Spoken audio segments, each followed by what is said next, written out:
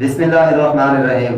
السلام علیکم تمام بہن بھائیوں، ہمیشہ کی طرح میں آج ایک آپ کو وظیفہ بتانے والا ہوں علم کے بارے میں۔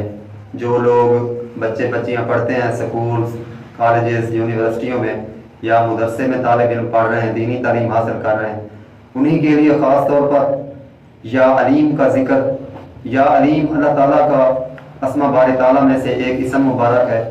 اگر جو شخص کثرت سے یا علیم کا ذکر دل میں کیا کرے گا، اللہ تعالیٰ اس کو خزانہ علم سے سرفراز فرمائے گا۔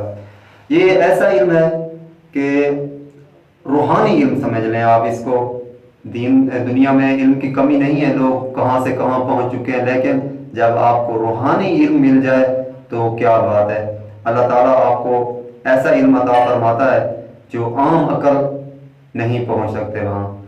تو اگر لڑکے لڑکیاں جو پڑھتے ہیں، اگر ان میں کوئی خلل آتا ہے، یا علیم کا ذکر کیا کریں، یا علیم کے 150 عدد ہیں، اگر آپ اس کو 150 مرتبہ روزانہ پڑھ لیا کریں کسی وقت مقررہ پہ، تو اللہ تعالیٰ آپ کو اس طرح سے بھی بہت علم عطا فرمائے گا۔ اگر آپ کثرت سے اس کا ذکر کیا کریں تو انشاءاللہ آپ کو اس سے بہت فائدے ہوں گے۔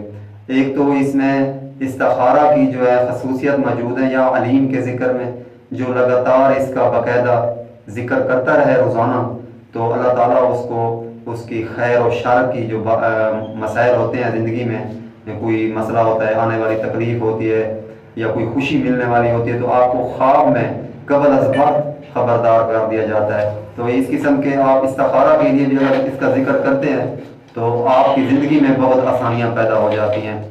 جو بندے اس کو یا علیم کا ذکر کیا کریں گے، انشاءاللہ ان کو پڑھنے میں، علم حاصل کرنے میں کوئی دشواری نہیں آئے گی انشاءاللہ۔